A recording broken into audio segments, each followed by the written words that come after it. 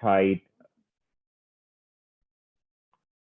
We are in the midst of significant tightness across the polysilicon, wafer, cell, and module supply chain.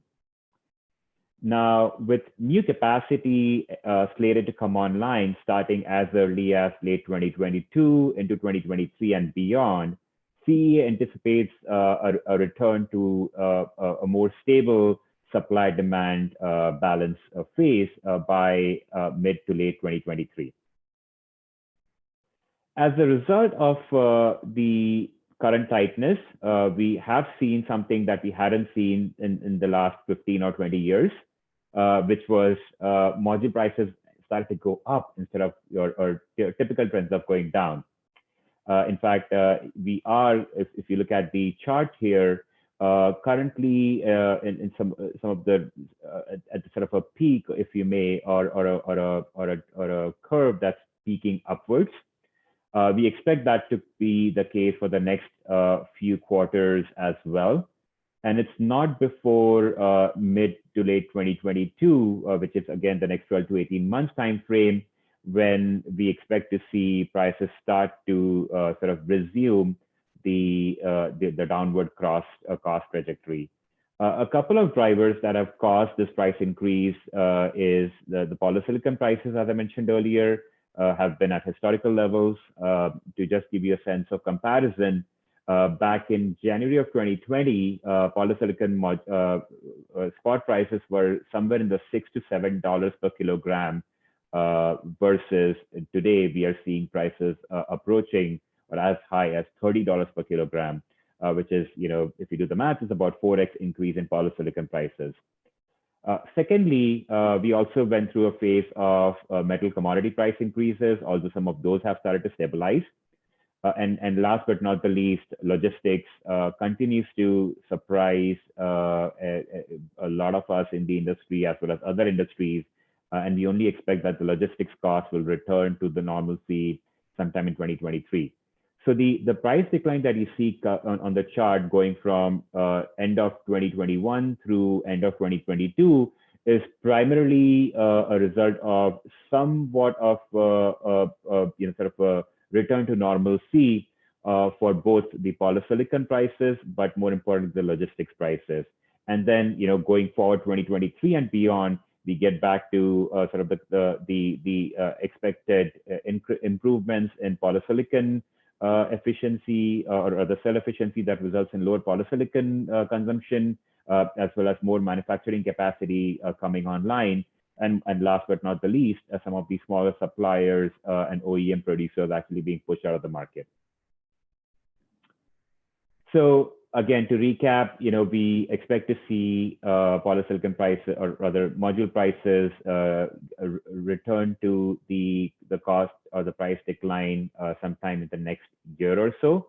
And by the end of year 2024, we would be somewhere in the range of 23 to 24.5 cents per watt prices, which are effectively where we would have been prior to the recent upswing in the commodity and logistics prices. While the global supply trends are certainly moving in the right direction, if we just look at sort of pure economics, however, there is certainly not been any sort of lack of any policy headwinds. The three major contributors to policy headwinds in the recent months for the US market specifically have been the Section 201 extension, the AD/CVD extension petition, or the anti-dumping countervailing duty extension petition, as well as the more recent initiatives by the Customs and Border Protection Agency that issued a withhold release order on anything that contains metallurgical silicon or silicon metal produced by Hoshine, which is a manufacturer based in Xinjiang province in China. So let's go look at these three individual policy/trade headwinds separately. So the Section 201 tariffs, as some of you may know, are set to expire in February 2022, but there has been a petition filed by two sets of companies recently, local manufacturers recently, to extend the 201 tariffs. Now, the likelihood of the tariff extension is currently uncertain. However, there is a possibility that the tariffs would be set back to up to 18% level, which is what they are at today. And then, of course, they're set to expire or set to decline over the next 4 years from February 2022 through February 2026. The second one being the AD/CVD extension petition, which actually was filed not too long ago, only a few weeks back. And most recently, the Department of Commerce actually has asked for further information from the petitioners before it even looks at the merit of the petition. To again recap, the petition actually asks for inclusion of modules that are being imported from Vietnam, Malaysia, and Thailand to anti-dumping and countervailing duty tariffs. The rationale that's been shared in the petition is that since the Chinese-made wafers are being used to manufacture the cells and modules in those three countries, the petitioner has basically said or suggested that most of the high value manufacturing and the content of modules is already being delivered through the wafers that are manufactured in China. Again, let me remind you, at this point, it's uncertain that what the Department of Commerce may do, even to the extent that we don't even know if they would be even considering the merit of the application. But if they do, there is a chance that there might be duties placed on modules that are imported from those three countries. And if that happens, they might also be retroactive in nature. We're already hearing, some news that or rumors that suppliers, one supplier at least, has stopped shipping to the U.S. And sort of across the board, none of the suppliers are willing to take the risk, which means that we are seeing these some module contracts being renegotiated that are factoring in the potential inclusion of these tariffs in any kind of future trade. And lastly, the headwind that has the potential to have a much longer term and long lasting impact on the solar industry is the recently issued withhold release order that impacts all imports that contain silicon metal from Hoshine. Let's go through the sort of the timeline for the WRO in slightly greater detail. So almost everybody in the industry had been expecting some kind of action from the Customs and Border Protection Agency since the Congress started to look at policy actions related to imports from Xinjiang almost a year ago now. Since the release of the Sheffield Hallam University report in May 2021, there have been definitely an acceleration of actions from various federal agencies. The CBP's issuance of WRO probably being the most direct action that was issued back in June or on June of 24th, 2021. Since then, the Senate has also acted. It has passed S65 bill that includes Xinjiang-produced polysilicon as a material of concern. And as far as we can tell, there are going to be ongoing investigations, and the likelihood of further legislation is also very high. While the policy headwinds exist, there's also Biden's administration's climate change agenda that tips the scale in favor of federal action that should or could incentivize solar as well as storage installations. The $3.5 trillion infrastructure bill that has been making rounds in Capitol Hill has several provisions for decarbonizing the power grid, extension of ITC or PTC as well for wind, as well as a clean electricity program, a performance program or CEPP, are being touted as vehicles that will accelerate solar, storage, and wind deployments. Additionally, there could also be incentives for domestic manufacturing. Some of you may have seen Senator Ossoff's bill that had put additional ITC value of as much as 11 cents per watt to locally manufactured modules, as compared to 4 cents per watt effective tax credit that would be available for imported modules. So there is essentially a 7 cents per watt, and there could be a 7 cents per watt incremental incentive for locally manufactured solar panels. So we've covered the solar markets. Let's quickly jump on to the storage market trends and run through them very quickly. So the lithium-ion battery manufacturing capacity continues to grow, not just in China, although China is the largest manufacturer, as you can see by the dark green bars on either chart. We also expect to see and continue to see actually manufacturing capacity from Europe, North America, and other parts of Asia as well. So China will continue to be the largest player in lithium-ion battery manufacturing through the forecasted window. China's 2060 carbon neutrality targets and strong support from the government agencies in securing critical raw material supply will help China to maintain its share of battery manufacturing through 2030. Europe is projected to experience the fastest manufacturing growth, as automakers are looking to localize battery cell manufacturing closer to auto plants as well as their end customers in the European markets.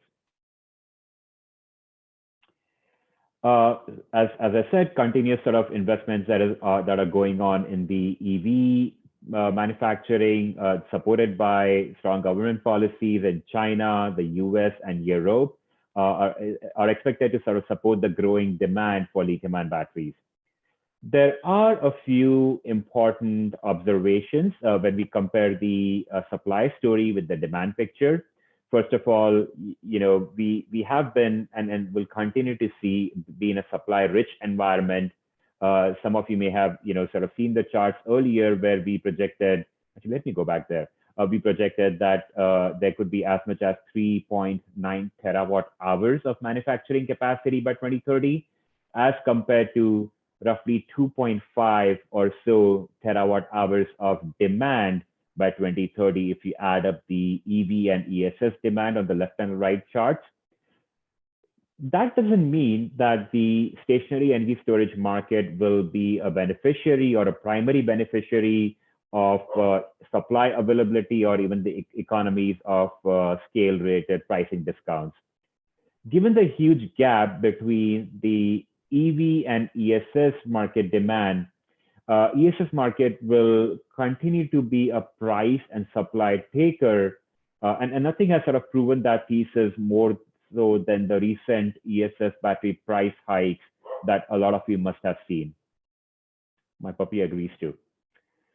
Talking of price hikes, our price forecast calls for the resumption of lithium-ion phosphate battery prices in 2022 timeframe after a brief pause this year, as more manufacturing capacity comes online and COVID-19 related impacts on the supply chain are in the rearview mirror. However, it is worth noting that sort of due to the uptake in EV battery demand, as well as the automakers shifting their preference back to the LFP batteries, there will be constant price pressure on ESS products. And in fact, we've already seen some ESS project bids or procurement bids that are already having battery prices, LFP battery prices that are much higher than what we show here for the years 2023 and 2024, primarily because a lot of the battery vendors are not currently in the mood for being price competitive, given again the supply shortages that we've been talking about. Now, similar to what we've seen in the solar manufacturing space, China also holds the key to battery manufacturing, at least for now. Even though China does not contain vast amounts of cobalt, nickel, and lithium reserves, heavy investments by Chinese companies in mining activities in Australia, the DRC, and Latin America help the country, help China to secure raw material inputs across the stage of the battery value chain.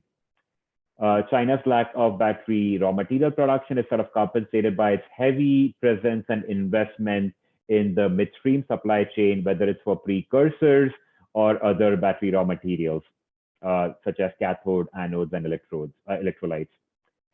Most of raw battery material refinement actually takes place in China. As much as 80% of that market is in China, compared to single digits in other parts of the world. So for instance, the cathode manufacturing capacity in the US is only 8%, compared to over 50% in China, and literally no commercial scale anode manufacturing in the US compared to 87% in China. All this is to say that the race to control the battery supply chain is very much on. And it's not beyond anyone's imagination that there may be future trade decisions that could impact the industry and demand uptake in some negative ways, at least in the interim. Like I had promised at the beginning of the presentation, I've offloaded all the risks and uncertainties about the markets. It's time to sort of move on to some of the happier themes and talk about sort of the technology and the innovation that we see in the industry. So I'll start with solar. With the PERC all set to sort of reach the efficiency ceiling in the next 2 to 3 years, technologies such as TOPCon and HJT are now being pursued by several manufacturers, since they can potentially offer cell efficiencies up to 27% with back contact. So in addition to sort of the higher cell efficiencies of 25, 26% that we currently see in R&D lines or small pilot scale projects for both TOPCon and HJT technologies, as I said, it might take a few years before these champion sort of efficiencies are fully translated into manufacturing efficiencies at acceptable cost. That, along with larger wafers that we already are seeing in the market, the shift away from M2 to M6 to now M10 and G12 wafers, we are starting to see modules that will have power ratings as high as 700 watts and beyond.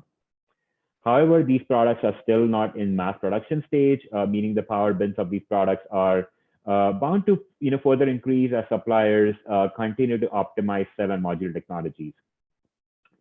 The efficiency gap between the N-type technologies and PERC will widen significantly as the PERC efficiencies are starting to flatten out, whereas N-type products still have a lot of running room in terms of improvement in cell efficiencies as well as the module level optimization.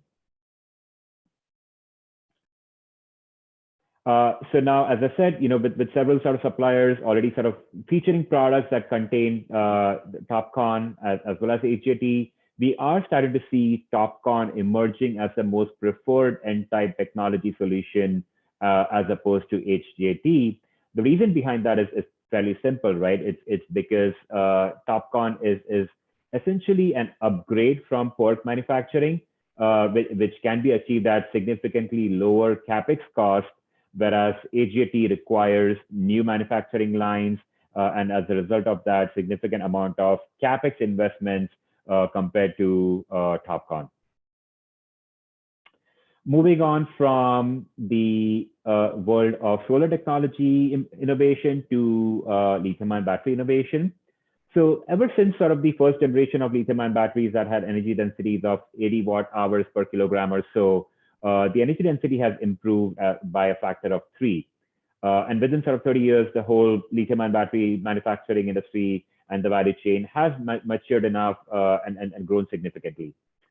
In the meantime, alternate chemistries are still being researched. We are seeing recent announcements of SPACs and investments into companies that are researching on and trying to commercialize these alternate or post lithium-ion battery technologies. Things all the way from sodium-ion batteries, which is SiB, to LSB, which is sort of lithium sulfur batteries, to solid state batteries and finally lithium air batteries, which are LEDs. So the sort of the a couple of things to keep in mind, right? The SIB or the sodium-ion batteries have fairly similar working mechanisms as compared to lithium-ion batteries and take advantage of sort of the good reserves that we have for sodium element as well as the lower cost compared to the LFP batteries. And likewise, on the anode side, we are expecting to see, the innovation that will enable lithium metal being introduced as anode, and thereby again open up the world of solid state batteries. Again, bearing in mind though that almost all these batteries are being currently researched for commercialization in the EV market, and it's likely that the entry into the energy storage, stationary energy storage market space might still be another 3 to 5 years out. So with that, I am happy to take any questions that we may have received in the next 6 or so minutes that I have left.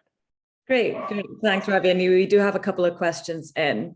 The first one said, you mentioned that the module price will be in the range of 23 and 24 cents per watt by the end of 2024. Does this factor in the policy headwinds as well as logistics issues you mentioned?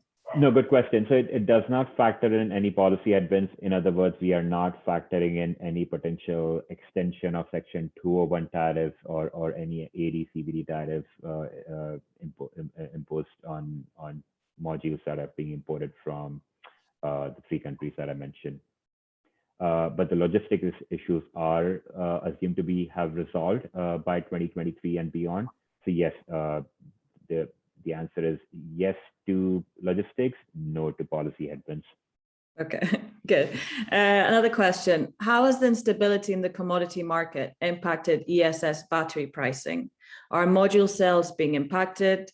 Are BESS containers being impacted? So lots of questions in one question. Yes, and yes. No, absolutely. So I know we showed some of the recent price trends in polysilicon in the presentation. I did not get a chance to actually go through the commodity prices that also had been climbing and still continue to climb, particularly for lithium, but also if you're thinking about NMC batteries and also for nickel and cobalt. So all in all these commodities have seen a price uptake in the last 12 to 18 months. And although the battery, as expected, anything that's downstream of these commodities market will have a lag in terms of when it starts to see the impact to the end customer. And now finally we are starting to see that impact playing out in terms of cell and battery prices, cell and battery pack prices that have gone up in the past 6 or so months. Good to hear. And actually, Ryan, who's the one who asked that question, also had another one. LFP has become the go-to chemistry in the utility scale ESS industry. NMC has seemingly become obsolete. So what other lithium-ion chemistries can rival LFP pricing in the next 3 to 5 years? Oh, great question. And I think I hope I touched upon that towards the very end of the presentation. We certainly see potential for sodium batteries in the energy storage space. I'm sure a lot of you actually saw CATL's announcement back in June, where they publicly announced that they are looking to commercialize a sodium-based architecture. Now, the advantage that sodium batteries have compared to LFP are that they pretty much work on the same platform. You're essentially just swapping out lithium with sodium. And as a result of that, the speed to market is going to be likely faster compared to solid state or lithium air or lithium sulfur or any of the other chemistries. And last but not the least, while sodium batteries may not have the same density as lithium batteries do, the good news is that as Ryan may know, that the stationary storage application does not necessarily rely on or need the same level of gravimetric and volumetric densities as the EV markets do. So there are some ways through which sodium batteries may in fact accelerate and commercialize faster in the ESS market compared to their path to commercialization in the EV space. We actually got 2 more questions, but we have 2 minutes left. So a bit hard, but a follow-up question on the first question I asked is, what is a module price right now? And what was it in January 2020 when the price hikes began? Don't know if it's maybe. Yeah. I think I thought that was clear from my screen, but let me quickly go back. I think to answer the question there, the module prices back in January 2020 were in the mid to low 30 cents per watt, right around here, right? Versus effectively we are flat or maybe a few cents higher. Today, the module prices in the mid to high 30 cents per watt range. Good to know. And then really, well, unfortunately, we can't really come back to any session, any more questions, but I don't know if you've got any closing statements that you'd like to make, Ravi. No, I think closing statement is that, we are certainly in very unpredictable unpredictable and unusual times, not just because of COVID. There are certainly, COVID overhangs on what's happening in the supply chain. But the fact of the matter is the market is growing and will continue to face some of these growing pains as any industry that has to mature have in the past. Great. Well, that's a great way of ending it. I'm sure if we were back to our usual lives, you'd get a round of applause at this time. So feel the virtual love. And thanks for that presentation, Ravi. I'm sure they all found it quite insightful. Just to let everyone know, actually, right now, the next session, PV Module Tech Bankability Ratings 2021 will commence. So see you all there shortly. Once again, thanks, Ravi. Thank you again. Bye, folks.